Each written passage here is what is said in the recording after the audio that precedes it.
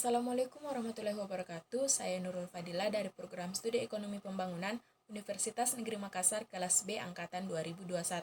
Pada kesempatan kali ini saya akan sedikit menjelaskan teori penawaran dan teori keseimbangan pasar. Yang pertama, teori penawaran. Penawaran dalam ilmu ekonomi adalah banyaknya barang atau jasa yang tersedia dan dapat ditawarkan oleh produsen kepada konsumen pada setiap tingkat harga selama periode tertentu.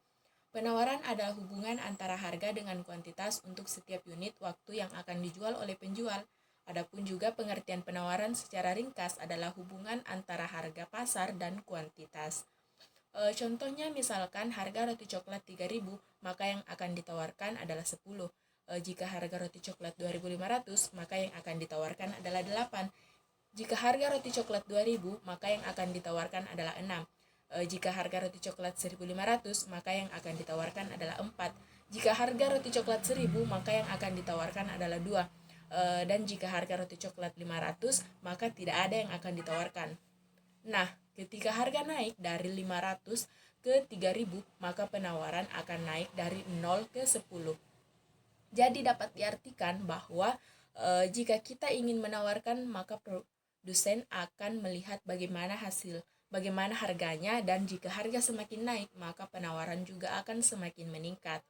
Adapun hukum penawaran menunjukkan keterkaitan antara jumlah barang yang ditawarkan dengan tingkat harga secara berbanding lurus.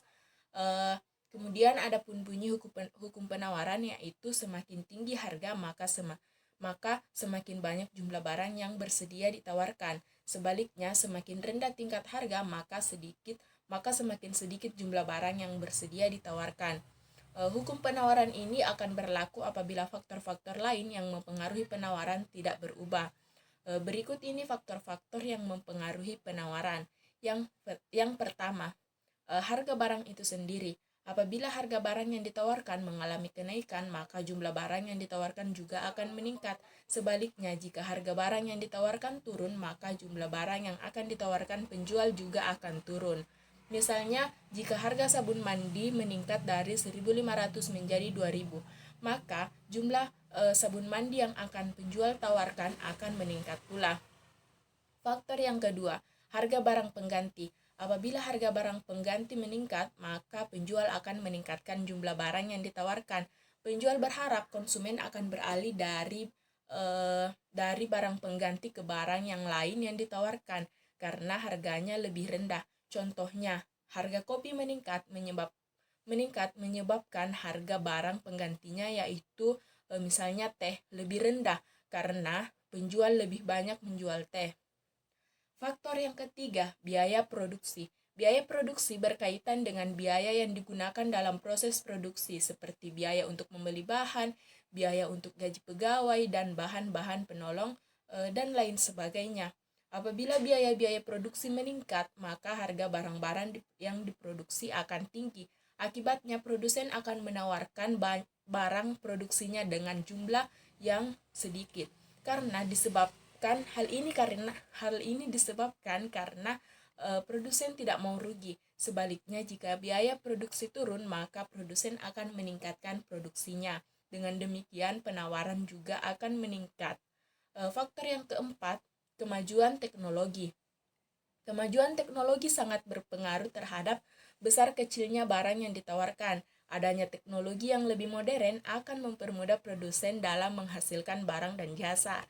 Selain itu, dengan menggunakan mesin-mesin modern akan menurunkan biaya produksi dan akan memudahkan produsen untuk menjual barang dengan jumlah yang banyak. Misalnya, untuk menghasilkan 1 kg gula pasir, biaya yang harus dikeluarkan oleh perusahaan manis sebesar 4.000, harga jualnya sebesar 7.500 per kilogram. Namun, dengan menggunakan mesin yang lebih modern, perusahaan manis mampu menekan biaya produksi menjadi 3.000. Harga jual untuk setiap 1 kilogramnya tetap yaitu 7.500 per kilogram. Dengan demikian, perusahaan manis akan dapat memproduksi gula pasir lebih banyak. Faktor yang kelima, pajak. Pajak yang merupakan ketetapan pemerintah terhadap suatu produk sangat berpengaruh terhadap tinggi rendahnya harga. Jika suatu barang tersebut menjadi tinggi, akibatnya permintaan akan berkurang sehingga penawaran juga akan berkurang. Faktor keenam, Perkiraan harga pada masa depan. Perkiraan harga pada masa yang akan datang sangat berpengaruh terhadap besar kecilnya jumlah penawaran. Jika perusahaan memperkirakan harga barang dan jasa naik, sedangkan penghasilan masyarakat tetap, maka perusahaan akan menurunkan jumlah barang dan jasa yang ditawarkan. Misalnya, pada krisis ekonomi, harga-harga barang dan jasa naik, sementara penghasilan relatif tetap. Akibatnya, perusahaan akan mengurangi jumlah produksi barang dan jasa karena takut tidak laku.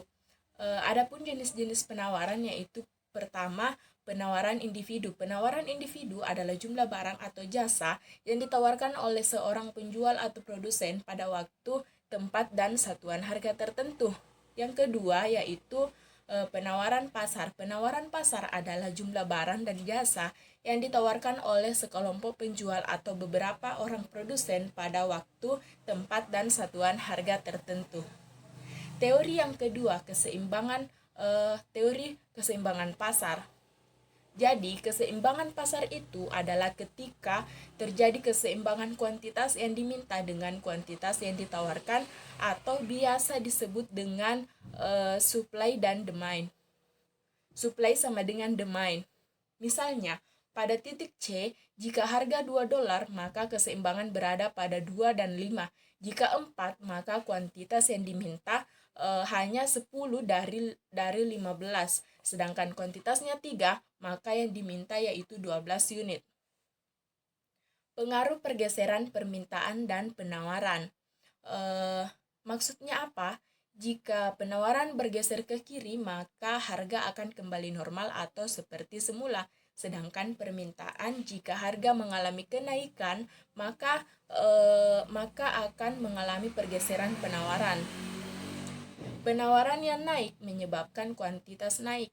Harga atau price-nya naik menyebabkan output-nya juga naik.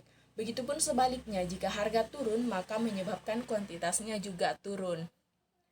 Kemudian pada pergeseran permintaan pada titik A dari permintaannya 10 menjadi 15, ini merupakan kasus pergeseran permintaan sepanjang masa.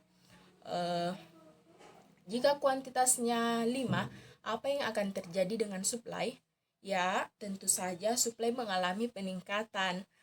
Sedangkan bagaimana dengan pergeseran kurva demand?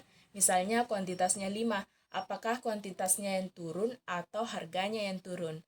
Jadi berdasarkan grafik ini, maka pada kurva demand ini disebabkan oleh penurunan harga. Kemudian permintaan dan penawaran dalam imigrasi. Dijelaskan pada grafik ini bahwa jumlah tenaga kerjanya yang banyak menyebabkan upahnya turun karena keadaan imigrasi. Jika berimigrasi ke negara-negara berkembang, tingkat penurunan upah itu tidak ada, sedangkan di negara maju peningkatan atau penurunan upahnya itu tidak ada atau kecil karena supply dan demand itu tinggi. Sehingga upah bagi tenaga kerja di negara berkembang itu stabil meskipun mengalami penambahan dari kuantitas imigran. Sekian penjelasan dari saya, lebih dan kurangnya mohon dimaafkan. Assalamualaikum warahmatullahi wabarakatuh.